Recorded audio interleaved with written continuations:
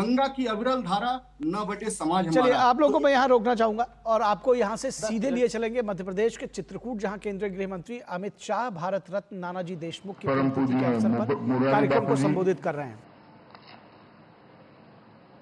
स्वामी श्री अचलानंदाचार्य जी महाराज, मध्य प्रदेश के लोकप्रिय और यशस्वी मुख्यमंत्री श्रीमान मोहन यादव जी, उप मुख्यमंत्री राजेंद्र जी, बहन प्रतिमा बागरी जी, श्री निखिल मुंडले जी, सांसद और भारतीय जनता पार्टी के अध्यक्ष वीडी शर्मा जी, मध्य प्रदेश सतना के सांसद श्रीमान गणेश सिंह जी, श्री अतुल जैन जी, उपस्थित सभी संतगण और आज के सभागार में उपस्थित सभी भाइयों बहनों को मेरा प्रणाम, राम राम। आज यहां पर 3 कार्यक्रम एक साथ आयोजित किए गए। एक तो श्रद्धेय नानाजी की 15वीं पुण्यतिथि पर उनको श्रद्धांजलि देने का कार्यक्रम है। दीनदयाल उपाध्याय जी की प्रतिमा का लोकार्पण है और राम दर्शन, राम के जीवन कवन पर एक सुंदर प्रस्तुति जो बनाई गई है उसके भी लोकार्पण का कार्यक्रम है। मैं जब यहां चित्रकूट आया हूं तब भगवान कामतानाथ को भी प्रणाम कर मेरी बात की शुरुआत करता हूं। भाइयों बहनों, हम आज नानाजी को श्रद्धांजलि देने के लिए एकत्रित आए हैं। नानाजी जैसे महान व्यक्तित्व को श्रद्धांजलि देना ये अपने आप में कितना उचित है वो मुझे मालूम नहीं।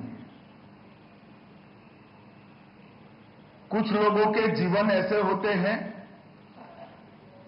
वो कुछ वर्षों तक नहीं, युगों तक अपना असर छोड़ते हैं और युग को परिवर्तनकारी बनाने का काम करते हैं। नानाजी देशमुख उसमें से एक। नानाजी बचपन से ही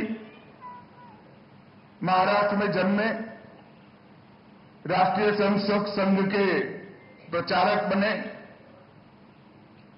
उत्तर प्रदेश को कार्यक्षेत्र बनाया, भारतीय जनसंघ के जनरल सेक्रेटरी बने, नेता बने और दीनदयाल जी के साथ रहकर उत्तर प्रदेश में जनसंघ की नींव डालने के लिए एक एक खंड प्रखंड तक प्रवास करने का काम नानाजी ने किया। बहुत लंबा जीवन जिए, शतायु हुए, मगर मैं निश्चित रूप से कह सकता हूं कि जीवन का क्षण क्षण और शरीर का कण कण दोनों भारत माता को अर्पित कर अपना शतायु का जीवन। पूरे देश के राजनीतिक इतिहास में देखें तो राजनीति में रहते हुए भी अजात शत्रु दुनिया छोड़कर जाना बड़ा कठिन है। मैंने मेरे जीवन में नानाजी के लिए कोई गलत बात करते हुए किसी को नहीं सुना है, चाहे वो पक्ष का हो चाहे विपक्ष का। राजनीति में रहते हुए सर्व स्वीकृति लाना भी बड़ा कठिन है। राजनीतिक उद्देश्यों से भी विरोध करना पड़ता है। परंतु इतने लंबे जीवन में किसी ने नाना जी का विरोध करने का साहस नहीं किया, विरोध करना उचित भी नहीं माना। एक प्रकार से कला का क्षेत्र हो, साहित्य का क्षेत्र हो, उद्योग क्षेत्र हो, राजनीतिक क्षेत्र हो, सेवा का क्षेत्र हो, हर क्षेत्र के साथ संपर्क भी बनाया, वो क्षेत्र की स्वीकृति भी प्राप्त की और सम्मान भी प्राप्त किया। एक जीवन में इतना सारा करना मुझे लगता है बहुत कठिन है। और राजनीतिक क्षेत्र में तो विशेषकर जनता कई नेताओं को राजनीति छुड़वाती है। नाना जी ने केवल और केवल 60 की आयु में, जब जनता पार्टी अधिकार में थी, तब निर्णय किया कि 60 साल हो गए, बाकी का जीवन एकात्म मानववाद को जमीन पर उतारने के लिए व्यतीत करेंगे। वो राजनीति में भी जल कमलवत रहे। कोई बुराइयां अपने को छूने नहीं दी और पूरा जीवन बुराइयों को दूर करने के लिए प्रयत्नशील रहे। उन्होंने राजनीति के अंदर अपने व्यवहार से, अपनी कर्मठता से और अपने संस्कार से कई सारे ऐसे सिद्धांत प्रस्तापित किए जो आने वाली एक सदी तक देश के लिए राजनीति करने वाले राजनीतिज्ञों के लिए आदर्श सिद्धांत बनकर रहेंगे, इसका मुझे पूरा विश्वास है। एक ही कालखंड में दो महापुरुष भारतीय जनसंघ ने देश की राजनीति को दिया। दोनों का जन्म 1916 में हुआ। नानाजी देशमुख और पंडित दीनदयाल उपाध्याय। जब देश आजाद हुआ था, देश की नीतियां बन रही थी और जो भारत को मानते हैं, भारत को जानते हैं, भारत का सम्मान करते हैं, वो सभी लोग आश्चर्यचकित होकर आजाद हुए देश की नीतियों को देख रहे थे।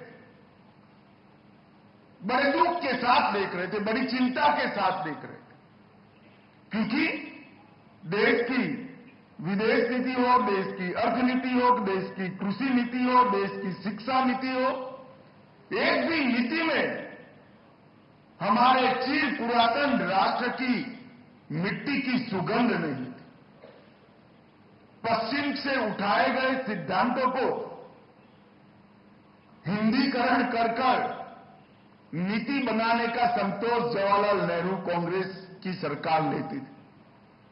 उस वक्त पंडित दीनदयाल जी ने एकात्म मानववाद इस सिद्धांत प्रस्तापित कर हमारा आर्थिक दर्शन कैसा हो, हमारा विदेश नीति कैसा हो और हमारा विश्व को देखने का, विश्व बंधुत्व के आधार पर हमारा नजरिया कैसा हो, वो सिद्धांत प्रस्तापित किया।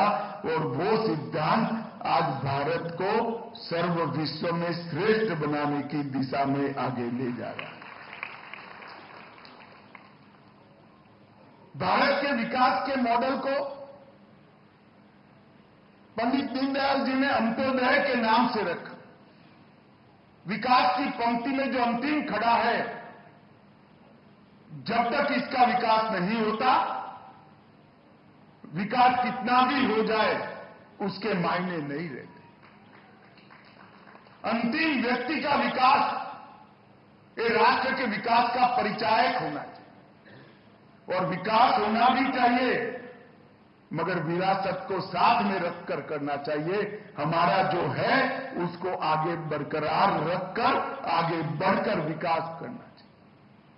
और ये दोनों सिद्धांत, मैं बड़ी बड़ी बात बता रहा हूं क्योंकि मैं नाना जी के रेफरेंस में बात कर रहा हूं। एकात्म मानववाद के दोनों चीजों को बहुत सारे लोग एक आदर्श विचार मानते थे, मगर मनोमन कहते थे, कुछ मुखर कर कहते थे, इसको जमीन पर कैसे उतारना, ये संभव ही नहीं। 50-60 करोड़ गरीब लोगों के विकास को एक साथ लेकर अगर राष्ट्र का विकास करने चलेंगे तो राष्ट्र ही तो दुनिया की सापेक्षता में पीछे पड़ जाएगा। ये यक्ष प्रश्न विचारधारा पर खड़े होते थे। और नानाजी ने जब राजनीति छोड़ा तब ग्रामोत्थान के माध्यम से अंत्योदय के सिद्धांत को जमीन पर उतारने के लिए चित्रकूट को उन्होंने अपना कार्य क्षेत्र बनाया। और आप पीछे मुड़कर देखते हैं तो नानाजी ने किए हुए असंख्य प्रयोग, जो देखने में तो छोटे छोटे थे, मगर वो प्रयोगों ने भारत भर के गांव का दृश्य परिदृश्य बदलने का काम किया है। भारत के हर गरीब को अपनी मूलभूत सुविधाएं से युक्त करने की प्रेरणा भारतीय जनता पार्टी की सरकारों को दी। और आज एक 10 साल के अंदर नरेंद्र मोदी जी के नेतृत्व में 60 करोड़ गरीबों को घर में शौचालय, पीने का पानी, गैस का सिलेंडर, 5 किलो अनाज, घर में बिजली और 5 लाख तक की स्वास्थ्य की सारी सुविधाएं एक 10 साल के अंदर मिली।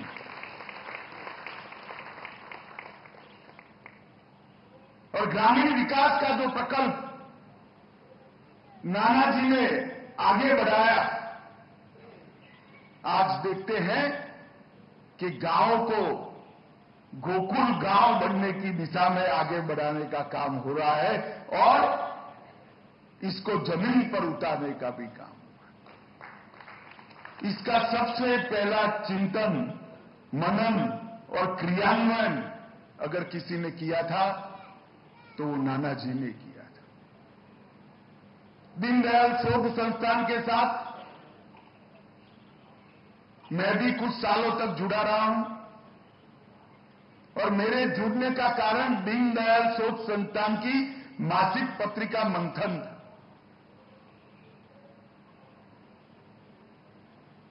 भारतीय जनता पार्टी और पूरे परिवार की विचारधारा को जितनी स्पष्टता से मंथन के अंदर व्याख्यायित किया गया, मैं मानता हूं वो मंथन भारतीय जनता पार्टी के कार्यकर्ताओं के लिए वेद और उपनिषद से जरा भी नीचा स्थान नहीं रखता।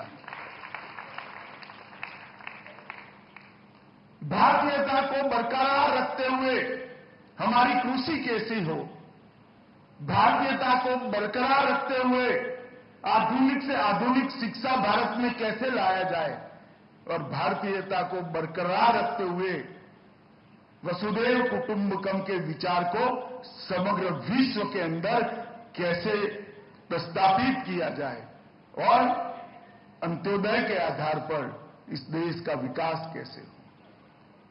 कई सारी देश की समस्याओं को नानाजी के नेतृत्व में बने एक वैचारिक समूह ने मंथन के माध्यम से देश भर के राजनीतिक कार्यकर्ताओं के लिए रखने का काम किया और आज भी मेरे जैसे लाखों कार्यकर्ताओं के लिए ढेर सारी पहेलियों का रेफरेंस बुक अगर कोई एक है तो वो पुराने मंथन के अंक है। इसके माध्यम से ही कई सारी समस्याओं का समाधान होता है। भाइयों बहनों, नानाजी कुशल संगठक थे। जब इंदिरा गांधी जी ने देश में आपातकाल लगाया, लोकतंत्र पर और लोगों की स्वतंत्रता पर कुठाराघात किया, ढेर सारा विपक्ष बिखरा था, मगर जन चेतना थी, जन चेतना जागरूक हो गई थी। 19 महीनों के बड़े संघर्ष ने लोगों को डिक्टेटरशिप के खिलाफ खड़ा कर दिया था। लोग जनतंत्र को, लोकतंत्र को बचाना चाहते थे। चुनाव हुआ, इंदिरा जी का घोर पराजय हुआ, लोकतंत्र की विजय हुई। दुनिया भर के राजनीतिक पंडित सोच रहे थे कि अब क्या होगा, ये सब बिखर जाएंगे। मगर जेपी के साथ रहकर नानाजी उन चुनिंदा नेताओं में थे जिन्होंने जनता पार्टी की रचना में बहुत बड़ी भूमिका अदा की और एक पहली गैर कांग्रेसी सरकार इस देश में अस्तित्व में आई और लोकतंत्र आगे बढ़ गया। कई बार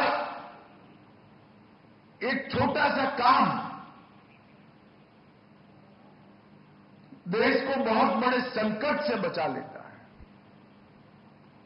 जनता पार्टी की रचना के वक्त मैंने कई वरिष्ठ जनसंघ के नेताओं से सुना था,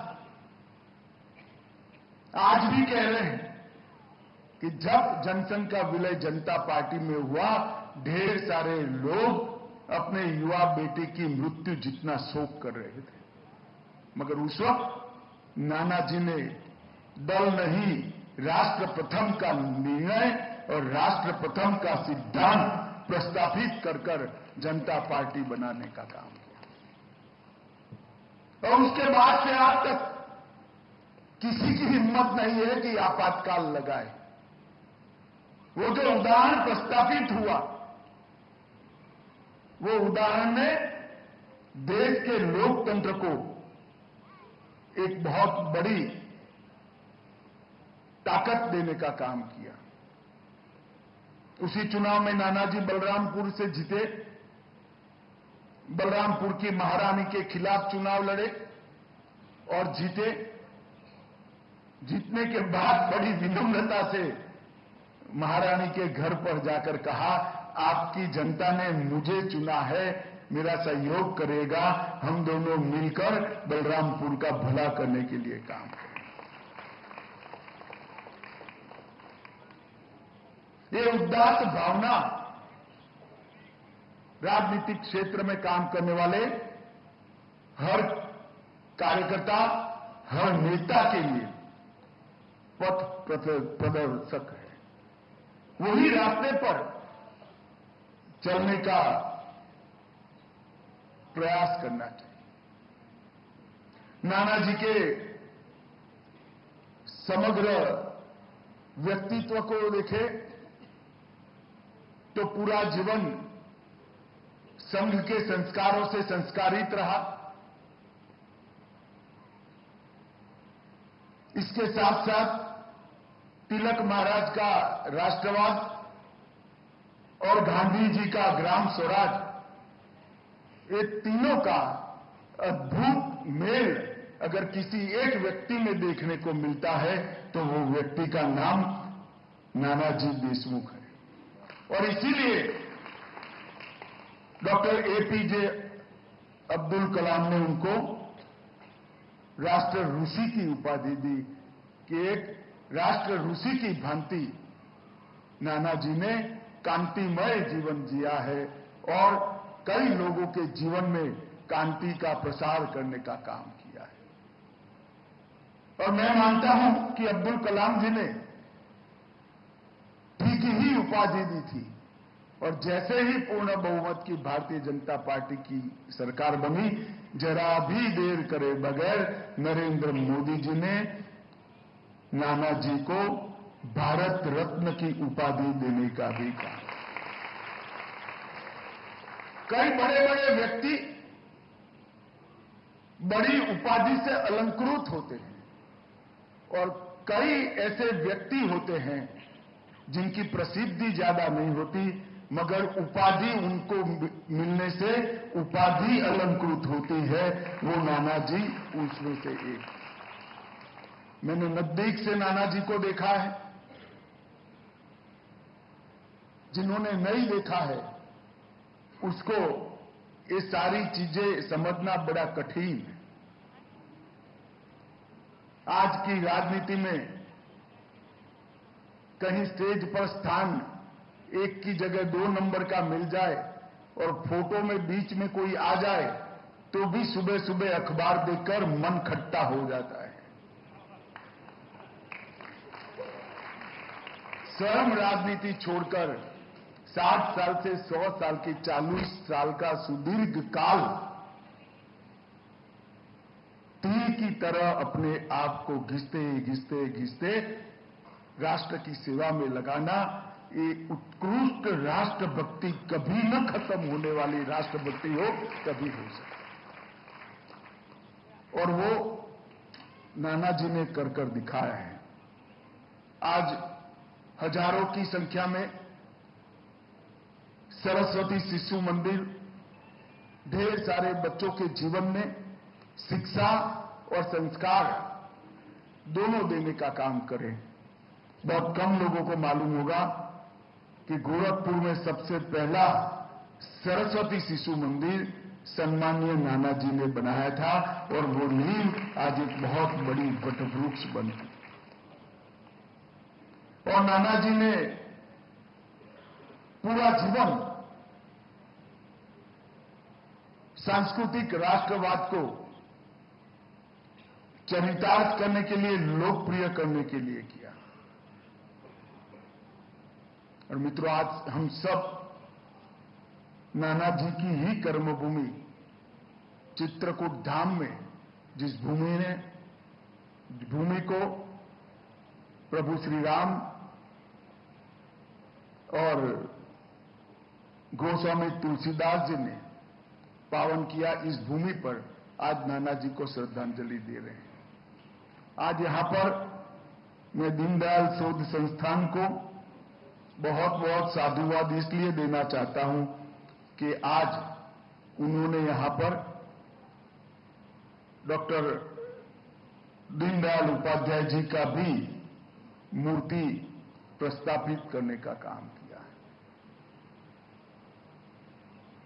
है। जैसा मैंने पहले कहा, काफी लोग चिंतित थे, उद्वेलित भी थे, दुखी भी थे, दुख से भी आगे विषाद में थे कि देश किस ओर चल पड़ा और बहुत बड़ी गलती हो जाएगी।